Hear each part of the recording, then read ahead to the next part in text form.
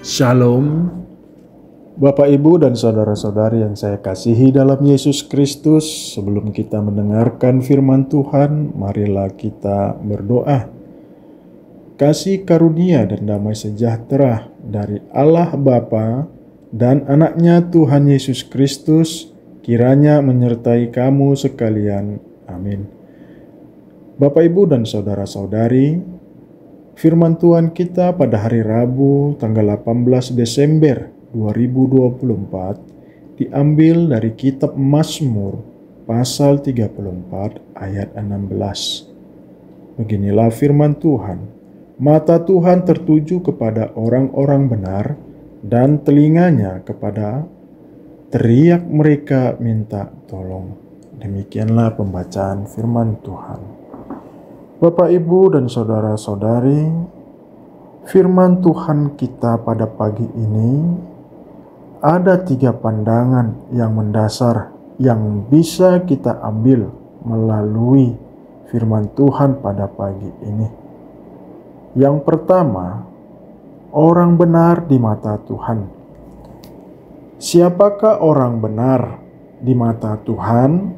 Dalam Mazmur 34 ayat 15, Daud menyerukan, "Jauhilah yang jahat dan lakukanlah yang baik." Apakah yang baik itu?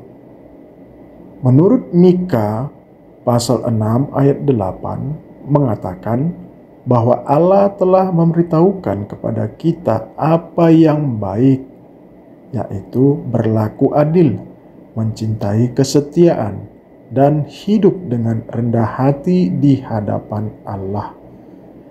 Daud juga memberikan petunjuk dalam Mazmur lainnya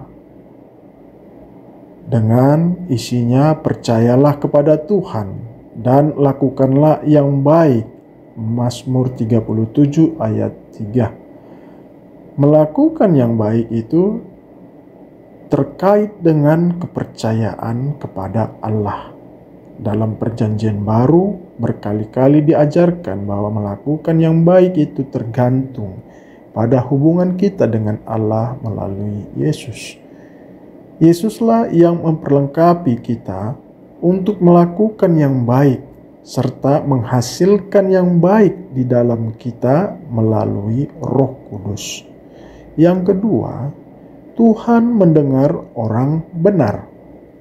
Daud meyakinkan kita bahwa Allah mengawasi orang-orang yang benar. Yang di sini berarti mereka yang dengan tulus menghormati Allah dalam hidup mereka. Ia mendengarkan doa-doa kita dan tidak ada yang tersembunyi darinya. Ia melihat semua keadaan kita dan menyediakan apa yang kita butuhkan dalam setiap keadaan itu. Kita dapat berdoa dengan keyakinan karena Ia mendengarkan kita. Ayat ini menyiratkan bahwa Allah hadir dan mendengar orang-orang yang mengasihinya. Dan yang ketiga, jangan takut dengan penderitaan. Sering sekali orang Kristen menyatakan ucapan syukur kepada Tuhan karena Tuhan sudah memberikan kemudahan, kelonggaran, dan kenikmatan hidup.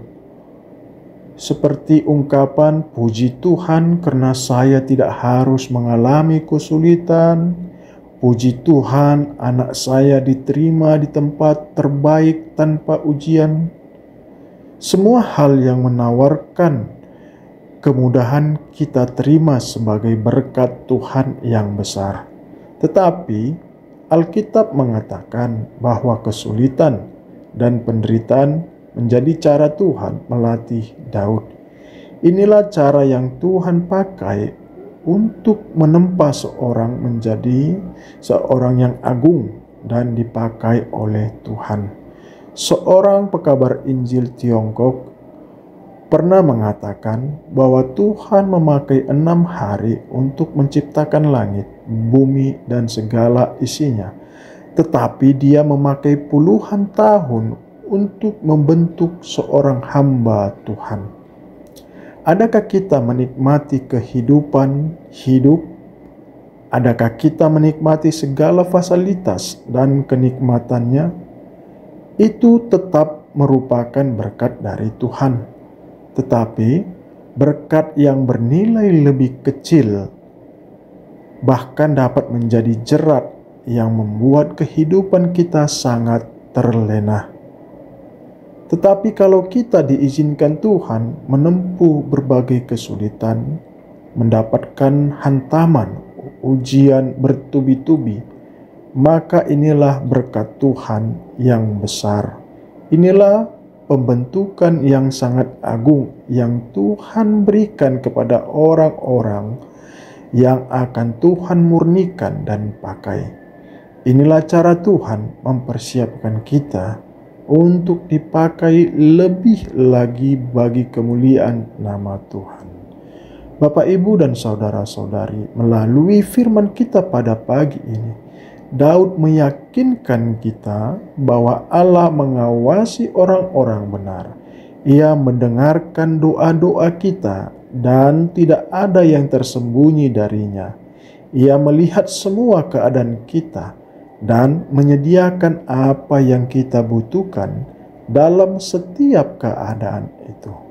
Kita dapat berdoa dengan keyakinan karena Ia mendengarkan kita. Amin. Mari kita berdoa.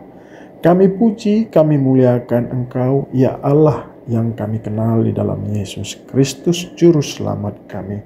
Terima kasih Engkau masih memberikan kami nafas kehidupan di pagi yang indah ini. Saat ini kami sudah mendengarkan firman-Mu. Ajarkan kami dan kuatkan kami untuk hidup dalam kebenaran-Mu, dan dengarkanlah doa permohonan kami. Hanya di dalam Yesus Kristus kami berdoa. Amin.